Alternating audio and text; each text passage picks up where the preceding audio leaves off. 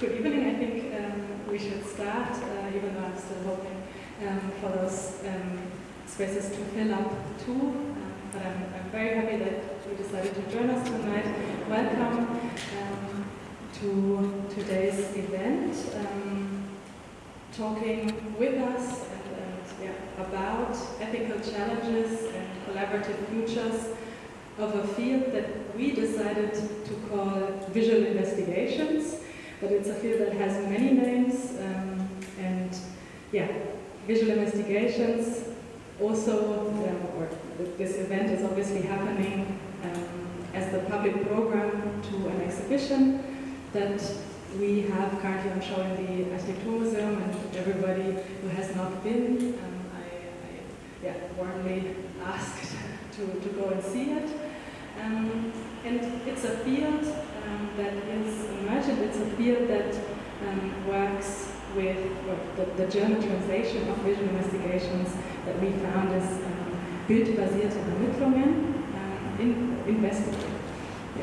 investigating human rights violations, and showing this at the Architekturmuseum means that we want to find out what role architects take in uncovering human rights violations.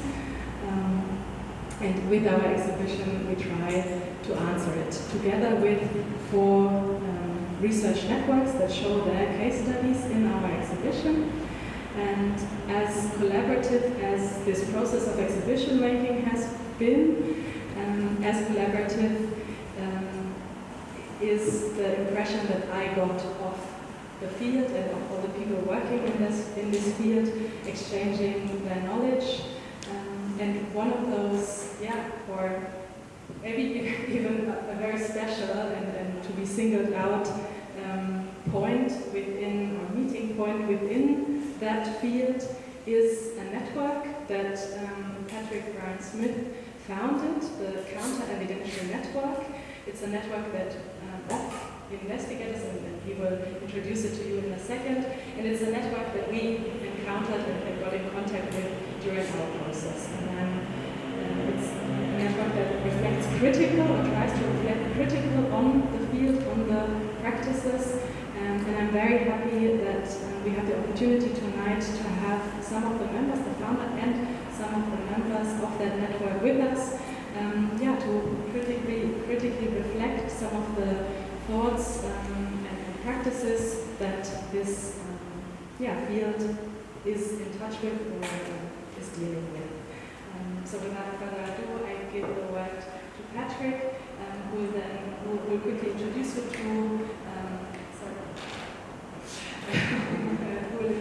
to what is visual investigations, open source investigation, and then hand over to our 4 guests who are joining us tonight. And we'll try to start a conversation, which we all invite you to join with whatever question you have. Thank you.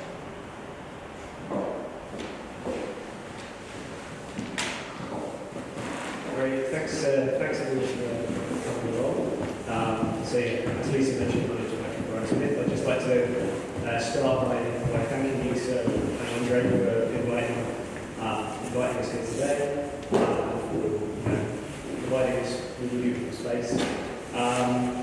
I'll just kind of very briefly map out, I guess, the origins of the Counter Evidentiary Network, and then give a little context for this symposium in particular. But the Counter Evidentiary Network really, I guess, came out of the sense that there is, an emerging field of visual investigations, forensic media, or open source investigation as well, that had a kind of, I think, what at least in my kind of estimation, was a slight a lack of a space for kind of a critical reflection on the field as it's developing.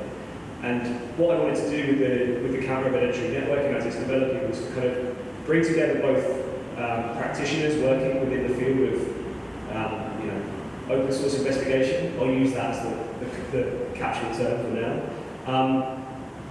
Practitioners, but also with theorists and kind of, I guess, more kind of critical perspectives on the field of open source investigation. really to create space for critical reflection. So far we've been meeting kind of monthly online. So this is the first in-person iteration of the network. I'll give you a little bit of context just around the kind of field of open source investigation if you're not familiar, and then the context for this kind of symposium. The symposium's title, maybe symposium's too formal, maybe this conversation is titled Ethical Challenges and Collaborative Futures in Digital Investigations. So just a little context on open source investigation. So increasing kind of quantities of publicly accessible information, facilitated chiefly by the rise of the internet and proliferating technologies for digital recording and storage, have made open source investigation practices both more ubiquitous and strategically important.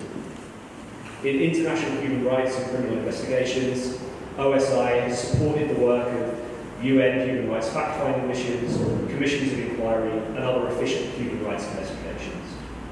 Evidence of state and corporate violence appears across a range of digital spaces, uploaded by multiple actors through information sharing platforms, providing new mechanisms for investigators to track or corroborate human rights violations. So OSI practices, I guess, kind of supplement and also augment traditional modes of human rights investigation, using a range of emerging methods and techniques, including geolocation, chronolocation, data mining, image analysis, etc., many of which are featured in the exhibition. Just to get a sense, how many people have been to the exhibition so far? Okay, great. That's good to know. And what these techniques kind of harness digital capacities to collect, synthesize, store, and distribute ever-increasing amounts of openly accessible data. These kind of new technological and aesthetic strategies are radically reshaping investigative methodologies and collaborative practices. So consequently, OSI practices have kind of arguably democratised investigative practices across journalism, human rights law, and new media. It's opened up possibilities for citizens and activists to pursue human rights violations and broader forms of corporate and political violence. But at the same time, as open source investigation becomes more established, significant challenges are also emerging. So a range of voices have warned that OSI practices risk dividing those who create content and those who analyse it. They argue that the investigators invariably shape and ultimately take ownership of the analysis and narrative of a particular investigation, rather than those individuals who are captured or featured in the footage. The agency of those who are materially affected by harm and violence may therefore be suppressed. They're often sidelined within the process. So within this conversation, we're kind of aiming to confront these concerns, examining how emergent, solidarity-based and decolonial approaches to OSI practice might help to cultivate forms of collaboration between advocates that could support local accountability efforts in ways that kind of bridge this divide. And at the same time, hopefully we'll kind of question what the impact might be of such a move for national legal processes in their reliance on OSI. Does law use or abuse those who are experiences and captured by OSI? So we've got a fantastic panel of speakers with us this evening. I won't introduce them myself, I'll allow them to introduce themselves. So they'll each have a few minutes to kind of make some an opening presentation, and then we'll open it into a broader conversation and discussion.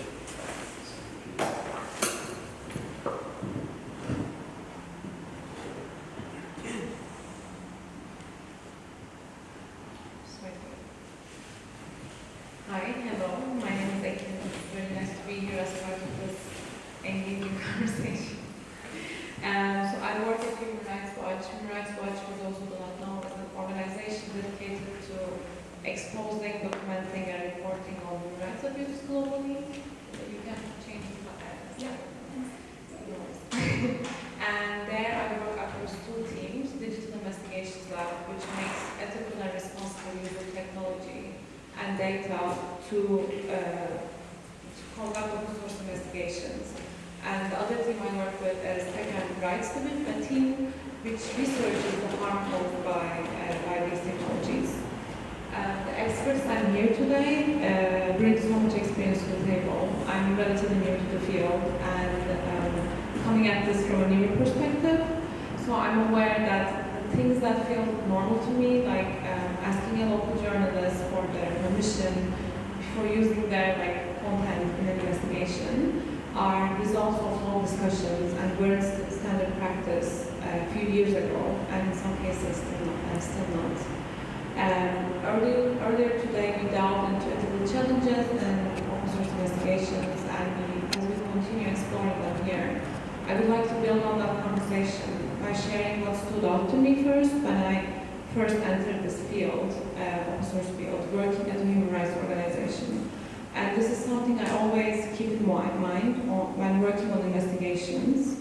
It's that all the methods we are using to expose and document human rights abuses can be used by actors in pursuit of the exact good. When I first started, I was very excited about the possibility of repurposing or subverting tools designed for, commercial, governmental, or other purposes, and using them creatively to make abuses known. But when done irresponsibly, especially without consideration of ethical implications, we might find ourselves doing exactly what we are trying to expose. To avoid falling into these ethical traps, we as researchers or practitioners, it is essential for us to ask ourselves how people's rights are influenced at every stage of an investigation, from discovery to presentation. And this is what we do at Digital Investigations Lab. We are guided by a human rights-based approach, and our approach uses principles such as proportionality and necessity, along with approaches like harm minimization and ethical radical empathy. Using human rights principles as a framework helps us understand the risks and harms for everyone involved in the process, whether they're creating the content, whether they're represented in the research or leading it. And we think of harm in the context of rapid technological change, meaning we acknowledge that sometimes we can't always predict the potential negative impacts of investigations, and therefore can only work to minimize harm as much as possible. And at Human Rights Watch, we are also fortunate to be able to collaborate with researchers who have country-specific or thematic expertise, which allows us to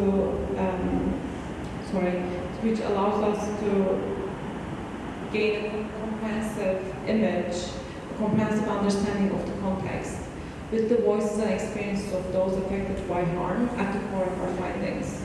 And lastly, I'm also aware that thinking about ethical challenges, talking them through, ability to effectively address them all requires resources which are not evenly distributed. And I work in a global and quite influential human rights organization which has these resources, along with a privileged level of access more than the others. So that's why it's essential for us to constantly reassess not only how we work with others to democratize some of this access, but also how we avoid raising the evidence standards for testimonial-based investigations, not just for our investigations, but for others in the field done by other organizations. We do this by underscoring that open source information is never the only source for human rights research. And lastly, what we hope is for these techniques to become widely available and accessible, and used when necessary, helping those who are trying to expose human rights violations, but always done with a deep awareness of their ethical impact.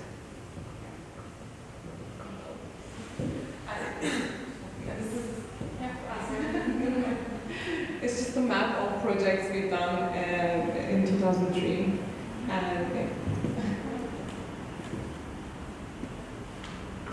Thank you, Ekin. Hi, everybody. So my name is Adebayo. I work at Witness.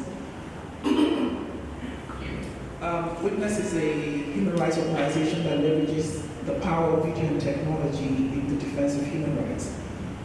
We were founded in 1992 at a time where Twitter or X, Facebook, Instagram never existed.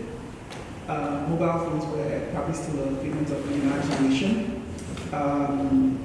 YouTube was not a thing at the time. But one of the things that informed or inspired the founding of Witness was an incident that happened in the United States, known as the Rodney King incident. At the time, Rodney King was a cab driver who had been stopped by cops and had been brutally beaten. And thankfully, somebody from the balcony of his own home, his name is George Holliday, he had a Sony Handycam that he used to film that incident. He zoomed all the way in from as far back as his own balcony. So the footage was grainy, but nonetheless it was impactful because it helped to spark a whole lot of conversations, protests, court cases at the time in the US. Off the heels of that was what founded Witness, because we believed at the time that if anybody could actually be armed and equipped with a tool to expose atrocities, justice had a better fighting chance. Between 1992 and now, I'm sure you agree with me that the landscape has drastically changed, including having our Twitter, our YouTube, and all the other things that have been introduced. But with that has come a series of other challenges, right? And we went from a time where we were just having to equip people with handycams and training them on how to document human rights atrocities to a time where many more people had mobile phones and mobile technology and platforms to distribute their footage on, and so on and so forth. And now we have this proliferation of media that is also subject to manipulation because of the increasing use of artificial intelligence. And so the barrier has been lowered for many more people to use artificial intelligence tools on their phones to manipulate media. It's within that context that I want to share this case study with you.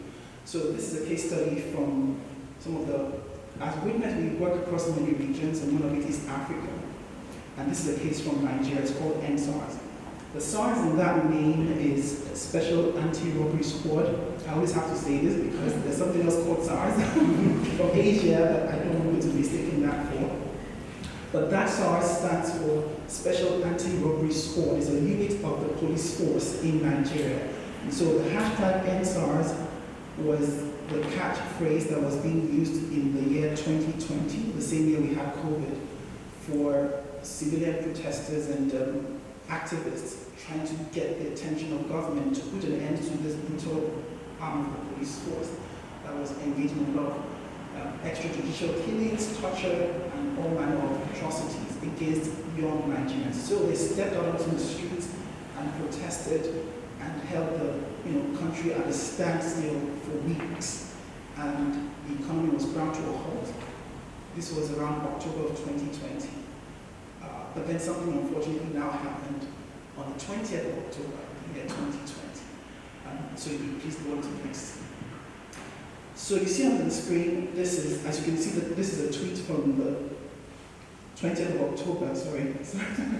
On the 20th of October 2020, a key point I want to draw attention to is the timestamp. That's 11 p.m., 11:01 p.m. And this is one of the frontline voices during that protest, and she was saying, please gather all the footage and save it. They will change the story in the morning, gather everything. She tweeted this when the Nigerian government had then unleashed what was unbelievable, like they sent military troops to one of the points where protesters had gathered, and the military officers opened fire on unarmed protesters. It was the most unbelievable thing to expect from the government upon its own citizens that were actually demanding an end to police brutality, and the response, in fact, was now more brutality. But in that moment, a number of people felt the way out was to document and capture evidence as much as possible, just to preserve the truth, because people like her were very sure that the truth was going to be thwarted by the next one. Please go on to the next slide. That was exactly what happened. That's a tweet by the Nigerian Army, that's in their Twitter handle, where you see headlines from news outlets reporting about the incident, and by the next series of tweets, they already by themselves saying Nigerian military open armies will protest. Those are the headlines, but then they put that stamp on over it saying no soldiers were at the scene, and then the other one they said fake news. This was practically how they tweeted, to debunk and to deny and to evade accountability. However, thankfully, because of the overwhelming footage and video evidence, they eventually had to retract these claims. They eventually said, they went from saying no soldiers were at the scene to saying because there was just overwhelming footage of them being at the scene, to them saying, okay, we were at the scene, we didn't fire any shots. And then they retracted again and said, okay, we fired shots, but we only fired blank bullets. And then again they said, well, we only fired blank bullets, but we fired into the air. And there was a lot of flip-flopping. All of this only happened because there was video evidence. However, all of that was also possible because a visual investigations report came out that supported the claims from those who had documented that matter. The visual investigations report that came out was not unfortunately produced by the frontline activists themselves. It was produced by those we describe as distant witnesses, those who are very far removed from the incident and the crisis. And so because of that report, something positive happened. The truth was much more believed. And the activists who had risked their lives were like, finally, this underscores the truth of what we had painstakingly taken effort to capture. The next slide. And one of those people was this woman. Her name is Catherine. She was a popular DJ in the country. She was right at the scene of the protest, and she had live streamed this on Instagram. And in an interview that she granted later on, she said the motivation for recording was because I thought I was going to die, so let's make sure the world sees this so they don't change the story and tell people that we killed ourselves. I didn't want to die in vain. So thankfully it did happen that investigations came out to buttress all what they had recorded. But the change we want to see, which we're challenging, which we're pushing for, is the open source investigation space needs to be more inclusive, needs to be more democratized, like Ekin has said, because it's just not a sustainable model in the current state within which it operates.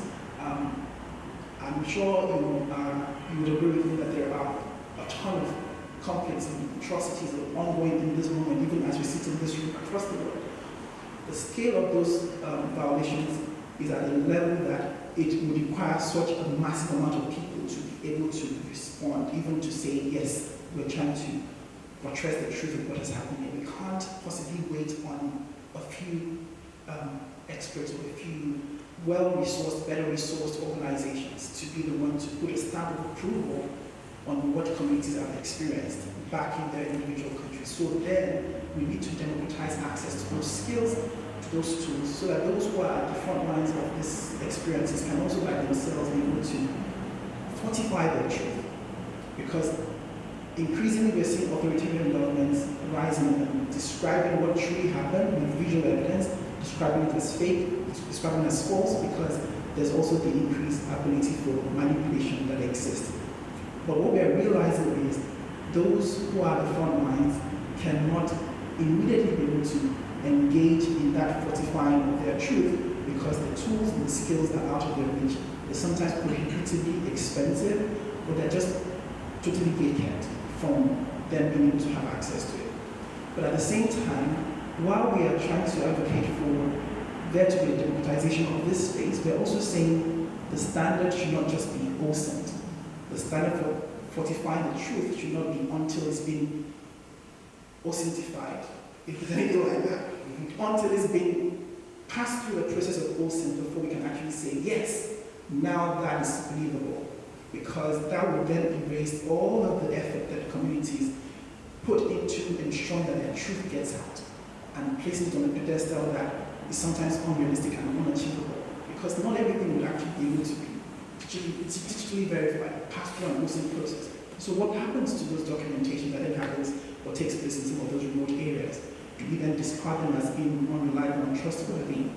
And this was exactly what gave rise to the sort of conflict between traditional media and social media, whereby people who were documenting their stories and their experiences felt that traditional media was constantly gatekeeping their stories, and unless you had huge access to huge media, your stories would never get out. And so people chose to just tell their own stories with the tools that they had. We want to avoid a return to that time, whereby only the stories that have been sort of passed through this verification process, which is also equally important, but not with that gold standard. But at the same time, should communities need to rely on that sort of verification process, let them take the lead, let them be centered. I'll stop there. Those are my opening remarks. I think we could have a further conversation about that later on. Hi, everyone. Thank you. So my name is Nisha Dalwan. I'm not a nursing practitioner. I'm a professor of architecture and visual culture at UCL in London. So I've written a little bit about visual investigations, and I do research on migration and the kind of violence of borders. I do that research a little bit through kind of visual evidentiary modes, but mostly through talking to people. So it's not ethnographic in that sense. But my interest in visual investigations really started with the context of the so-called war on terror, so this kind of 17-year drone bombing campaign that the US and its allies, Japan included, waged on Afghanistan and Pakistan. And this moment, it's a 17-year span, but within that span really sort of coincides with the rise of what we're now calling immersive technologies, and kind of, I would say, the kind of genesis of some of this work really started with investigations that happened within that context, and so because the blossom of technology really happened then.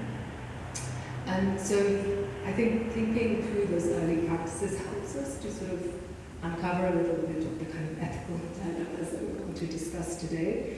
And yeah, I guess some of those dilemmas are very much kind of shared anyway with, in general, with, I would say, sort of humanitarian practices, questions of who counts as human, who gets to kind of decide, what sort of forum is it on which we bring our investigations, right? And who holds court within that forum? These questions are kind of standard questions of humanitarian practice in general. But I think when we sort of bring into that mix kind of digital technologies that might be in their infancy when they're used for the first time, we start to get to sometimes quite difficult questions. And I think the ethics of technologies, is often not unpacked once they're being used, right? So there's a kind of doing and then learning at the same time, which sometimes perhaps creates problems. And so one of the things I want to talk about is this question of, how far stories travel and the distance at which narratives are crafted. So the distance question, I think I also spoke about, but I think, in terms of really thinking with the techniques of open source visual investigation, they tend to happen at a distance, whether we're thinking about remote sensing, whether it's kind of, collecting, scraping things off the web, collecting kind of accounts from other people. And this distance, I would say, affects the narratives that are then constructed through this material. Often we see a lack of cultural understanding, a lack of embodied and situated understanding. So we see that the open source investigations that people are doing within their own context are the most successful, are the most kind of nuanced, are the most critical, and the further their distance goes, the more simplified, I guess, the kind of analysis becomes. And I want to give you the example from my own context, the context I know best, which is Pakistan and the US drone bombing campaign, where an open source investigation sort of produced a map of the bombings and their effects. So this was the time, most of you probably won't remember, but it was a time when, that area was very much cut off. So it was true that it was an area that was surrounded in what the investigators rightly called, in inverted commas, the violence of secrecy, right? So it was very difficult to get stories out of those areas of Afghanistan and Pakistan. And so the kind of investigators say this, and I'll quote from them, they say sort of the violence of secrecy practiced not only by the government in the region, speaking about the Pakistani government, but also by the Taliban, of course, operating in that area at the time, necessitates for the most part the real sensing in reporting of what's happening. Of course, many people still live there and movement is not entirely restricted, but most journalists are now dependent on information provided by local sources as opposed to what they can see for themselves. And I think herein really we get to the crux of the matter, you know? What is the relationship between a local source and a journalist? And local people not be journalists, but also, you know, how do we make these distinctions? I think it's incredibly important. At the same time, the question of distance occurs. So during the end of, I would say, that 70-year campaign, a young sort of early career, I would say, an anthropologist who was of Pakistani origin called Lepik, did a lot of work in those areas. So she went to the edge of the areas that were kind of cordoned off and spoke to people who were coming to the markets on the border and spoke to them about their kind of, you know, about the experiences of trying to migrate. And she said this sort of really great line which stays with me every time I look at any person practice. And she says, I quote from her, "How stories travel has a lot to do with their truth value. Some travel a long mile to the center, but remain unheard. Some embody centrality wherever they are." And I think those same practices produce a certain kind of centrality that, you know, really centers the narrative of essentially white people, who want to a better term, right? But people with a lot of privilege. And so I think, you know, technology has really helped to give legitimacy and cement the centrality of certain narratives told by some people over others. And so, you know, I think to kind of break that centrality and to kind of diffuse the narratives, as you've said, is really important. So,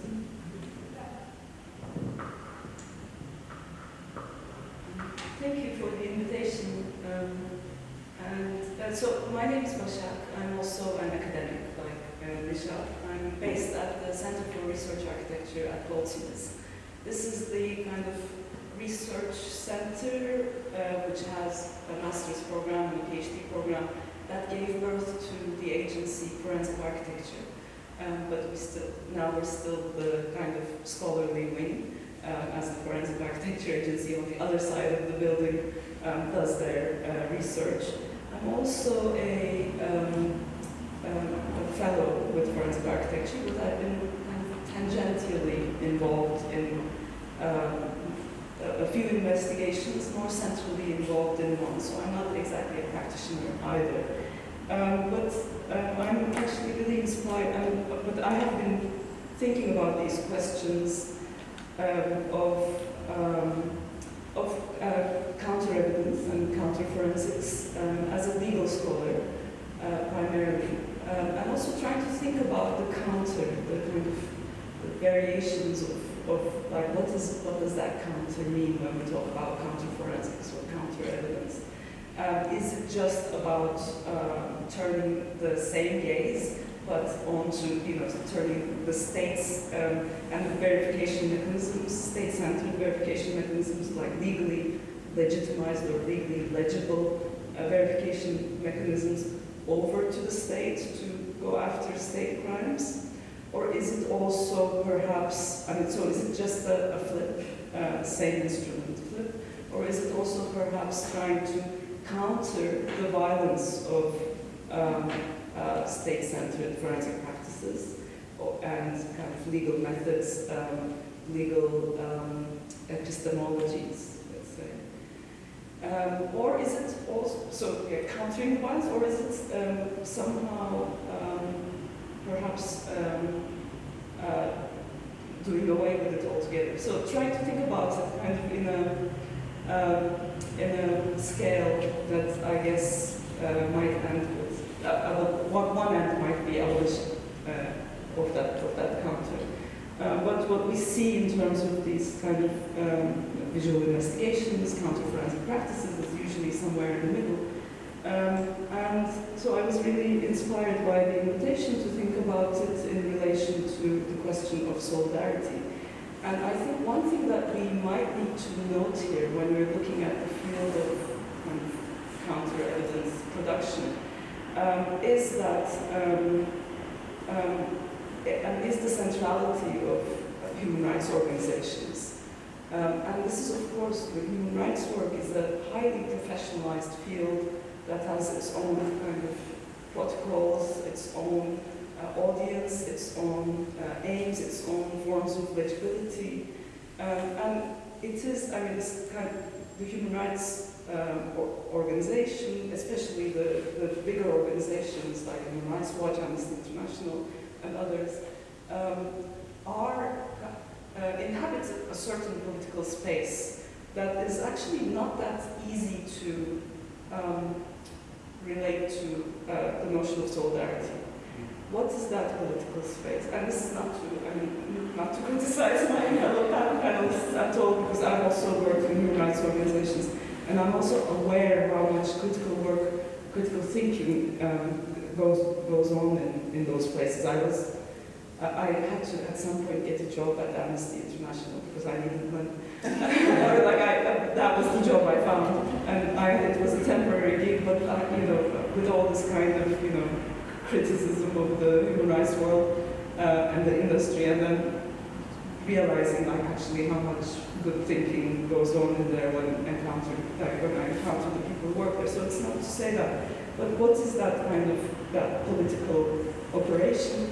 If we think with someone like Robert Meister, who has this book After Evil, he's a political theorist, and he's basically talking about human rights discourse, H, R, and D all capitalized, as this thing that has taken over since the end of the Cold War as the main kind of political force in the world through which to articulate grievances, as opposed to, let's say, previous revolutionary movements and revolutionary kind of discourses. And what Meister says is that there's actually what happens in human rights discourse is that you have the victim, the perpetrator, and the beneficiaries who get to imagine themselves as would-be rescuers. So victim, perpetrator, beneficiary, which is like the international community or the human rights organizations. Why beneficiaries? Because they have benefited from kind of histories of structural inequality and violence. But a previous revolutionary approach would say, well, actually, beneficiaries are perpetrators. You don't make a distinction between perpetrators and beneficiaries, and you do your code according to that. So that's a very different, that's the kind of the political language that has been, that is no more, is his argument. So you have this, victims, perpetrators, beneficiaries who are would-be rescuers. Now, it is difficult to think about solidarity as a rescue mission. How we might be able to think about solidarity is to think about ourselves as not would-be rescuers, but as implicated subjects. And this is something that we find in the work of Michael Rothberg of the same book, The Implicated Subject, which is a very interesting thing because it's not only about thinking about the ways in which we are implicated in the violence that goes on as kind of potential perpetrators, but it's also implicated in the sense of what are you going to do about it? And that is the question of solidarity. Like that's kind of that I think that's the to feel implicated in an injustice that is going on elsewhere, and you are tired. You are tired. And in that regard, one example that I want to give in terms of what's been so kind of surprising and inspiring to me in the last year is an example to open source investigations having a big, having a kind of having solidarity as their machine, as the kind of as their engine, if you like, is this figure, Metin Cihan, who's an open source researcher, citizen journalist, so no formal training, from Turkey, exiled because of his kind of previous research into kind of things that implicate the Turkish government. At some point, like early on, after the 7th of October, he's kind of, watching the political scene and realizing that the response in Turkey is, one where you have the government coming out strong as pro-Palestinian, speaking out against Israel, unlike many other governments to the west of Palestine. And also kind of these big shows about kind of being pro-Palestinian, enormous rallies, etc.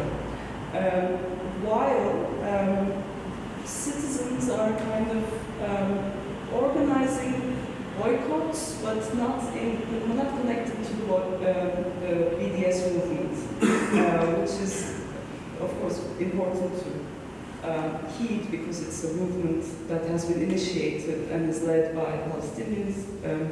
But that wasn't the scene in Turkey. People were kind of having their own targets, and it was this kind of incoherent thing. And at some point, one parliamentarian said something about shipments continuing to Israel from Turkey. And so he was investigating it, and Jihan says, okay, let me look into this, and does a statistical analysis of all the trade via shipping that goes from Turkey to Israel, and realizes that nothing, it's in the same intensity as it was before 7th of October and after 7th of October. And then the other things that he finds out are that he eventually publishes, and this, I think this is important, this is the moment when it becomes a collective thing. He publishes something like 1,000, like the names of 1,000 ships and the companies that are related to it. And this is on, like, he's doing the research on the phone and publishing this on the platform formerly known as Twitter, so like a Twitter account and a phone. And open source research, because it's kind of, what is it, Marine Watch or Marine something. So it's, you can just do it yourself. And when he publishes the names of the companies, one user comments saying, oh, this company belongs to the son of Erdogan, Tayyip Erdogan.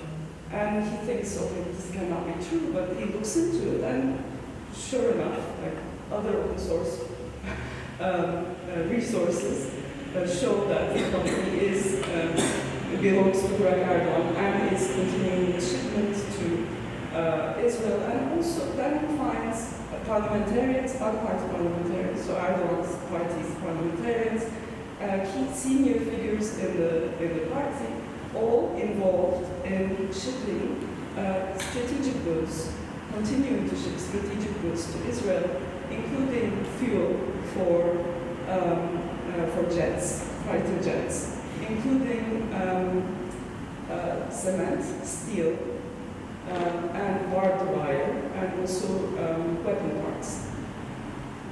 So he starts publishing the material that he finds, and also starts getting more information from other users, verifying it. So it becomes a node of a kind of open verification collectivity. And it's been so interesting to watch what that has led to. One thing that this whole kind of Twitter storm, but also with ongoing open source research, has led to is the most important, the most significant movement that I have witnessed in Turkey for the last, 20 years since the Iraq War. It's a youth movement called 1,000 Youth for Palestine. It's so interesting because they're very diverse. It's very, 19, 20 years old. They come from very diverse backgrounds. And they're so clear in their message and also in their action, targeting basically the government's direct complicity with the ongoing genocide in Gaza, targeting companies, targeting the kind of the ships, the ports, etc. Another thing that it has led to is, of course, the kind of the major losses in the local elections of our parties. So it's just at this time when you think, okay, what are facts? Like, can we mobilize people through facts, through insisting on facts? There was this one example that I found that I've been watching with so much interest, and also thinking about kind of solidarity, but through implication, our own implication. And there, one of the key things, you realize that the old social science method of follow the money is very important. And it's also something that, that is not so kind of built into human rights work as the thing to do. But yeah, I guess we need to kind of be able to think about who's doing what work and where solidarity comes in and how.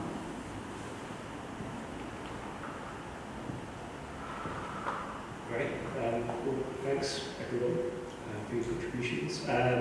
So I guess there's various ways we could proceed. Are there perhaps any questions from the audience, or if you're kind of thinking of things, or if anyone wants to, maybe we'll ask some questions internally, and then maybe if people want to jump in, just feel free to raise your hand at any point. I wanted to respond to you the same question. I really appreciated you sort of sent the question of solidarity and those kinds of distinctions you made between the perpetrator and I forget what term you used at the other time. So I really appreciate it. But I wanted to talk about this example because although I agree it's an amazing example and following the money question is really important, I wonder if this example also sort of leads us away from the really difficult questions around these kinds of practices where there are people involved whose testimonies we're working with, or there are people whose bodies are violated in some way that we are kind of showing in, especially the visual types of investigations. I wonder, how does the kind of modality that you're speaking of translate into kind of that more difficult work where we're talking about situated things or doing. I think the distinction is very clear, partially because it's data that this investigator is working with. It's not about kind of testimonies of victims. It's not about scraping images and videos from the internet of the worst moment of people's lives. So it's a different moment, right? And it's not visual research either. So as you say, so many different considerations come into play when we think about visual investigations, testimonies, and spaces like museums to kind of bring those into. So in thinking about again, that question of the violence inherent in the counter, or potentially there in the counter forensic research. What I've been witnessing in terms of the people I work with is that there is an increasing kind of centralization of human testimony, and the forensic research is brought in as a way to fortify, as Adebayo has been talking about, the kind of the truth of that testimony. I think there's also been quite, in terms of forensic architecture, what I've noticed is that they've learned quite a lot in terms of what to show in museum spaces and what not to show and how to show. So yeah, I mean, what I'm seeing from the sides, I should say, is kind of an increasing awareness of these questions. And what I've noticed, again, working on the inside, but also looking at some people's projects and talking through with them and doing the teaching and the kind of supervising and all of that work, what I've come to realize is that now most of the time the investigations are instigated by invitation. So it's kind of, you know, the investigators are invited by the movements who are kind of trying to do something with that investigation, usually use it in a legal forum. So they want the legal legibility that, you know, an agency like forensic architecture can produce. And also, I've started to think of it as potentially, like thinking about like what is the counter in counter forensics, like all of this kind of material-based investigations, the kind of bringing in material witnesses, remote sensing, like all of this kind of the externalization to spatial elements of the testimony can serve the effect of protecting human testimony, the thing that initiates the research and the thing that the knowledge that kind of initiates the research from the violence of the legal verification mechanisms. So it's like, and if you think about this, as you said, this is always a problem with humanitarian issues, but it's also always a problem with the legal forum. Like a criminal trial is a very violent thing. Like you know, good examples of, and the kind of best example of this are rape trials, where, and also when state crimes are involved, all the kind of legal mechanisms you have for destroying the factuality of lived experience come into play, to kind of, you know, to negate that factuality. So I guess we can think of these kind of counter-forensic investigations as perhaps weaving a protective shield around the human testimony. I've seen a couple of cases where, like, I was inspired to think about it in this way, but of course, you have to always think about the violence, especially think about the settings of exposures, like museums as well.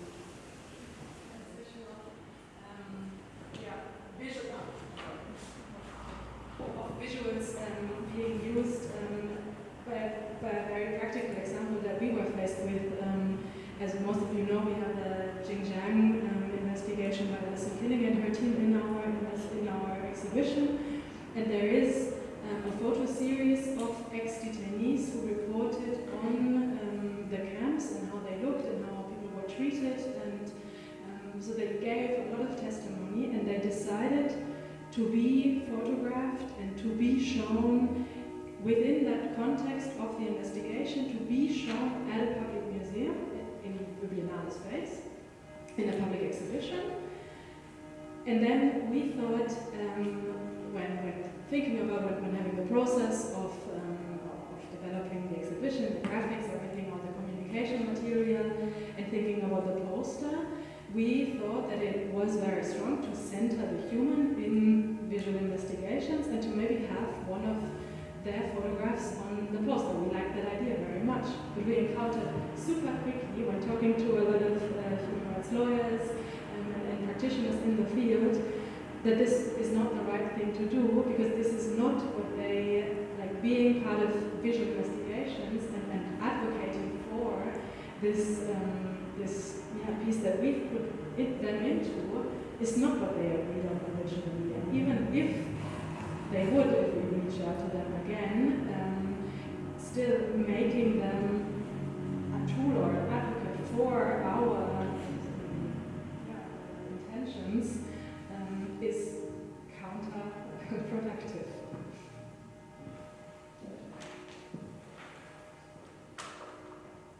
Yeah, I think I'll just add something quickly as well on that, something that we briefly touched on earlier around kind of the questions of testimony, or centering testimony, or Libby McAvoy, who works for an organisation called Mnemonic, has a really great article called Censoring the Source in Open Source Investigation, which precisely kind of touches on a lot of the points that the various people have just made.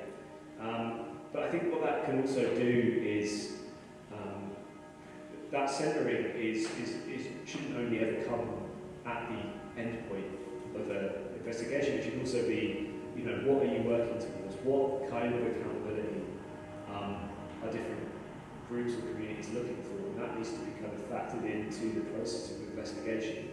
You know, I've done some work on, you know, kind of indigenous land rights in particularly in the Canadian context.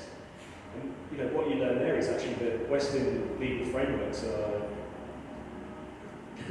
essentially kind of redundant, or even potentially will inflict more violence and harm on a community if that's the form of reparation or, you know, repair or redress that you're actually seeking. So it's also a question of, from the very beginning, centering the source in a way that actually makes you rethink the forms of accountability and the forms of kind of the epistemologies of law and legal frameworks that might actually really be kind of insufficient as well in a lot of cases. Any questions? Or we could, yeah, please.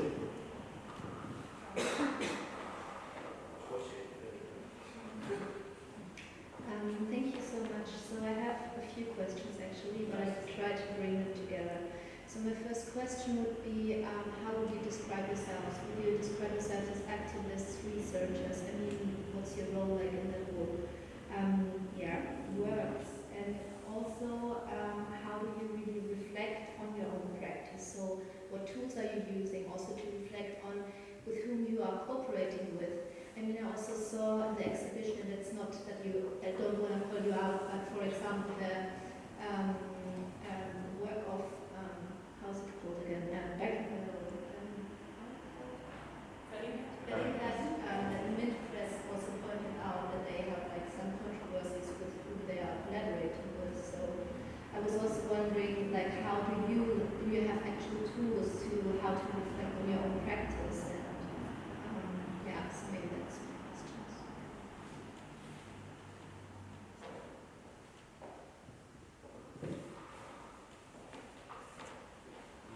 Well, maybe I can start. I guess I guess consider myself a researcher. Maybe it's debatable how effective I am at that, but that's the area that I work in. And I think the question is really interesting in terms of how to actually make a lot of the work I'm doing with, or trying to start with the Counter Evidentiary Network.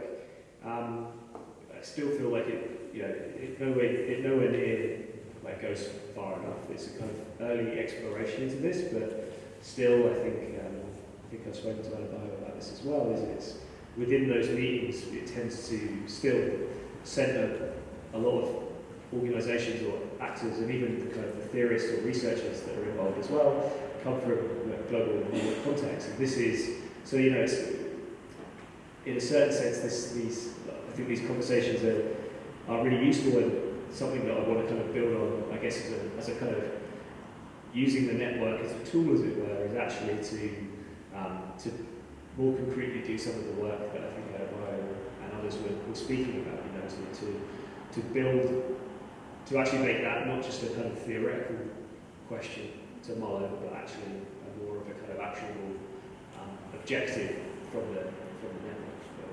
I don't know if anyone else is going to. I think we're going to pass the mic just like that.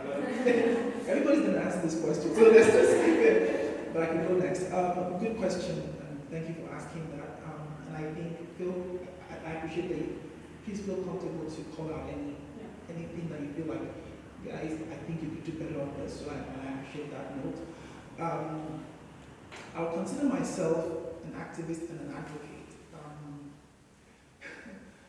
Even though the work that I do, I still have to do research in terms of what's in the landscape and how to respond. But more on a day-to-day basis.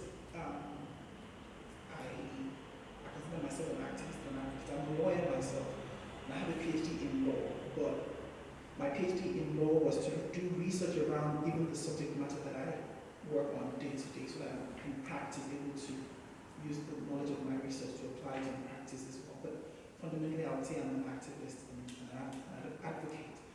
And I think the way we approach our work at Witness to be more reflective is that we engage in a lot of consultation. So we work very predominantly with communities and frontline activists, and then we try to use conversations with them to influence policy, advocate at international level, push for cases even before the International Criminal Court, but always we having our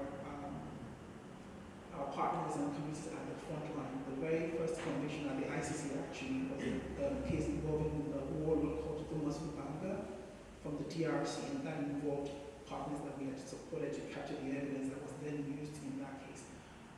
So I think we continue to reflect on our own practices to ensure that we do the least harm.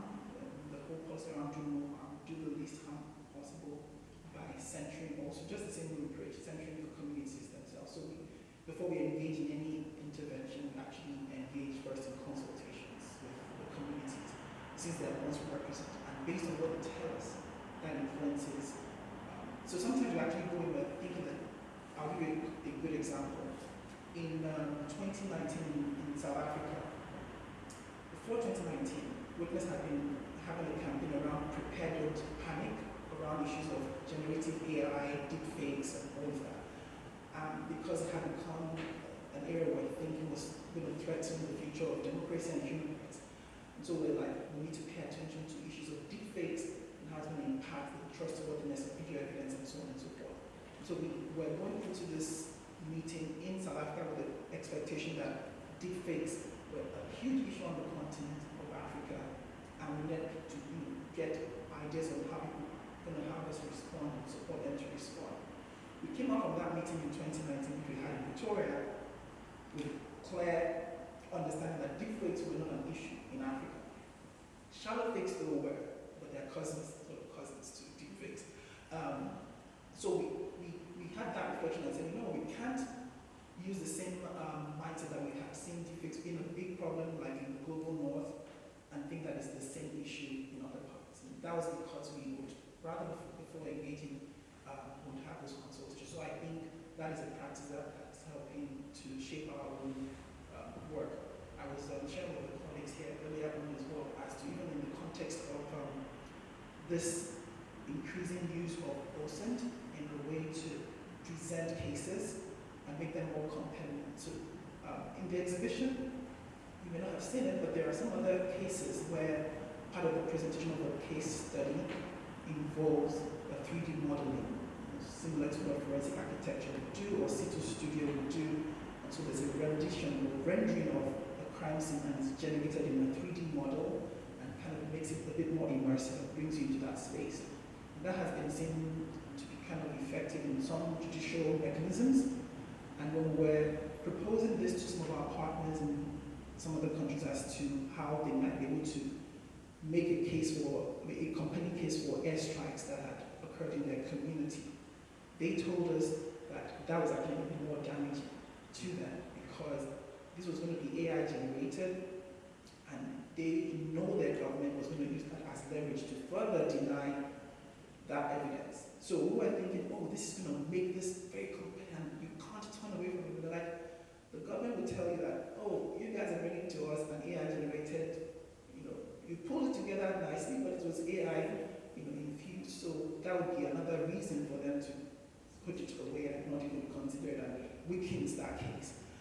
So that is kind of how we continue. And it would be different from Myanmar to Kenya to US and to Mexico. It will always vary. And that's why even this whole conversation about centering the communities is very key because they would know what their justice goals are and what their priority needs are. Who wants to go next? Are there any other? I'm not a practitioner, so I don't know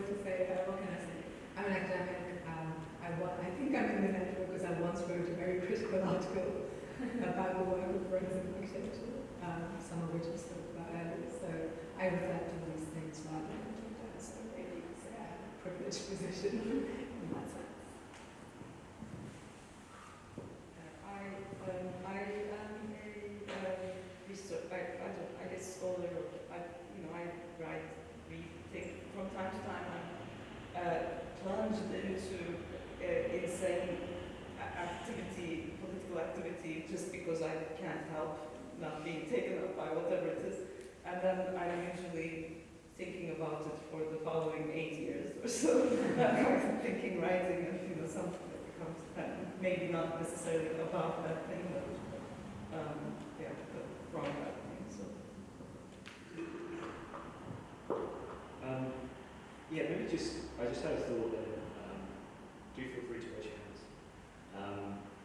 I just had a thought about what you were mentioning around the kind of follow the money logic and I know that financial forensics in kind of the human rights context is an increasing field. It just made me thinking maybe this is someone who's not I come from a media studies background, so I'm not particularly well versed in human rights law, international humanitarian law either. But I was thinking about the ways in which so many of the practices featured in the exhibition, or OSIT practices in general, tend to be very there tends to be they're reactive rather than proactive, and it's kind of just interesting the example you gave of how that strikes me as something where there's a kind of it's going up the chain of violence, actually. It's going back in the chain of violence. And I just kind of guess brings up, no one has to respond to this, but I was just thinking in terms of the questions of temporality seem really important in that regard. It's how do you go kind of trace it back to a root cause and actually kind of investigate at that site and use that as a kind of site of investigation. But that's just a thought I had. Yes, please. Maybe you can just speak up because you're so close to the all camera. right. They will hear. I have a question, but what you just said made me give me some thoughts as well, because I've been thinking about we were talking about tools earlier, and you were talking about spatial temporal stuff. And my experience is that geographic data is not really it's not being used that much in OSINT, as far as I can tell. It's mainly remote sensing data, but not, say, analyzing space and time at the same time. But so that's you can say I'm a geographer, so that might be why I'm thinking about that. But there's this, you could call it the first law of geography, that everything is related to everything else, but near and recent things are more related than distant things. So that's something that could be really useful to think about when thinking about data and analyzing said data. So that was just a thought. My original question was about data as well.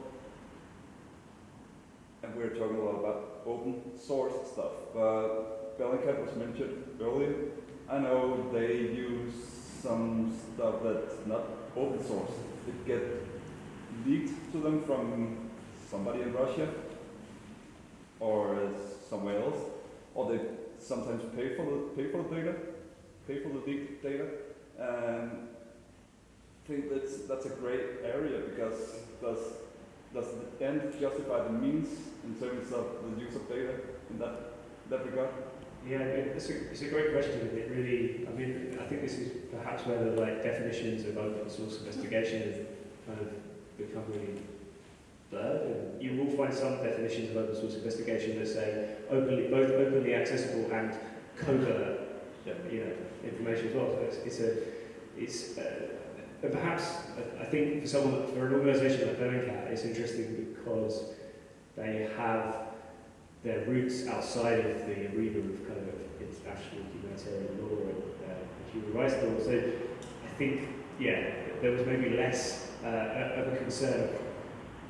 They were happier to take data from a whole range of places, you know, because they didn't have to provide, you know, the chains of proof in the same ways, you know, because it's more of a journalistic practice. But even they, as an organisation, are increasingly interested in this kind of translation into the legal field. You know, they've opened up a new wing of the organisation that is really invested in the kind of translating, you know, what the work that they do into legally actionable work as well, and that would definitely further kind of complicate the chains. And it's really interesting, in the exhibition there's this huge tome by, what's his name again, Michael something. It's fine. Oh, sorry. There's a book in the exhibition, there's this huge tome about how to do OSINT work, and he talks about, in that book, he talks about using leaked data as well. Yeah. And it's something I've grappled with myself, because I'm doing some stuff where I could possibly identify somebody if I use leaked data. Yeah. But so that's a really difficult question. Do I use the data to identify said person? Or do I just leave the data be and take the moral high ground? That's a really difficult question. I haven't found the answer yet. Sure. I think you already have an answer. I think you're choosing to take the moral high ground over. That's just fine. It will be harder, but I think it's also very perfect to do that. Here, I think again, it goes to that question we were saying again about, you know, who is working with the data? Why is it you who gets to decide, right? It's a question. Why is it me also, right? So I think you've really pointed to a very important problematic within this work, that, you know, and then we go back to the fact that most of the investigators are based in the West, etc., etc.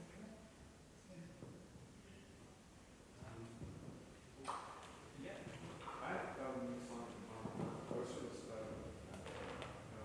related to this issue.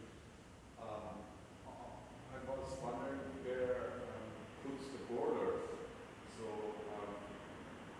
where is the border from government? Where is the government responsible for some investigations, and where is your part, or where starts which point starts the investigations through some evidence or some reports, or how is the mechanism or the machine of engine reported working at this point together? I mean, the big data that we have, or we have access to, is one point, and how we access it or make decisions on it.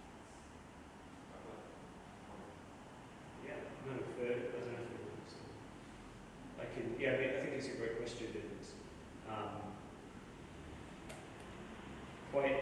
quite often, increasingly, as I was mentioning, with this kind of desire for producing kind of protocols around OSINT or white papers, etc., there is this kind of increasing formalization of like open source investigation practices that kind of align more closely with, I guess, state-backed or state-adjacent elements, which is, really, as you say, kind of where is that borderline? And I think a lot of organisations really maintain a strong firewall, basically, between those, between that to keep them very separate. Yeah, I don't know if it makes. I think I just wanted to add that in some instances, especially those who are from countries with authoritarian governments, they can't wait on government, the states, to do anything about a violation, because most times the government itself is a perpetrator, they're complicit. So in most of those cases, you find that people do not wait, and they rather take the matters into their hands, and not just documenting, but establishing archives and so on and so forth, and and even going further sometimes to try and apply international pressures so that they can hopefully somehow get some measure of justice. We have some partners in who are from the Rohingya community that we're working with, and they are yet to see justice, but what we're supporting them with at the moment is to preserve the archives of the evidence that they've collected over time. And the positive development in that is we are beginning to see some international justice mechanisms now be taking some interest and saying, okay, we want to look into this. Can we see the archives that you have on the footage? Are they enough to build that case that is needed? And this is years after. That's what we also find in many of these cases, that it might take years. You said that was dead for like 3 years, yeah? Until forensic architecture picked it up. Sometimes it's longer, but hopefully through these different methods, there can be justice someday. The NSAS question that I mentioned, the NSAS cases that I mentioned earlier, there was a judicial panel set up by the government following the overwhelming evidence that people pushed out. And the panel came to a conclusion about a year later that the government set up the panel. The panel came to the conclusion that government security forces actually shot and killed unarmed protesters that night. And when they released their report, the government said they don't trust the report of their panel.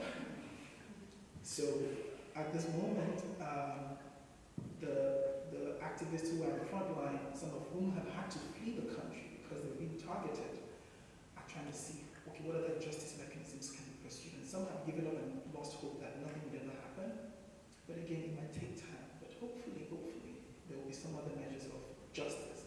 Some have been gotten in other areas. I don't want to get into that. But in the critical level of litigation and holding the perpetrators accountable for those who died and were killed, that really has not occurred. And we just don't have that faith that the government that was complicit would also be willing to do that.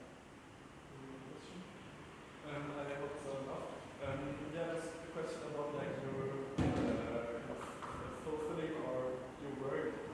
Is your ultimate goal to like bring the evidence in front of a kind of court and to get all the evidence out there, or is it more like to empower the people who have been affected by it and giving them the sets of tools to kind of empower them to go to court, or just do you act as an amplifier? Or because I feel like sometimes these open source investigations are really great and they're out there, they're in the news, but still I feel like they lack the kind of connection back to the community which was affected. I mean, it's nice that you said they are all more in the global north, these institutions, and is there maybe a lack of kind of giving really the evidence back to be implemented at the scene, even though, yeah, it might be difficult to get to court or something, but the accountability, I was really interested how you kind of deal with this, and do you have the kind of tools to get really back to the communities or people who are affected?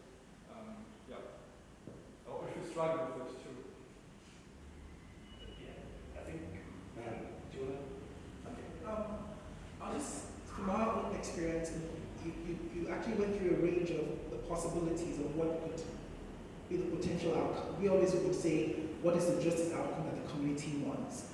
And that is what we would pursue. So for some of them, it's actually going to court. For some of them, it's actually other forms of justice. For some of them, it's memorialization. For some of them, they don't even want an acknowledgement that this actually happened. They don't want history to be repeated, and they want generations to come to know that this was actually what happened. So it would always vary from one community to the other. So I think our responsibility is to first of all find out what is their justice goal. We've done some cases in like a country like Guinea where the communities just wanted to see it involved corporations who had also violated environmental rights and all that. They just wanted to sit and present the visual evidence to this company and wanted compensation. They didn't want to go to court. And that in itself took a lot of navigating and all that. So I would say the distant witnesses, the global north organizations should always, it's not meant to be difficult. They should definitely keep at the center the needs of the community, which they want. Because that's why, unfortunately, you might end up with an investigative report that doesn't do more than enlighten people, and then there's a disconnect with what the community wants. The community may not even want an investigative report.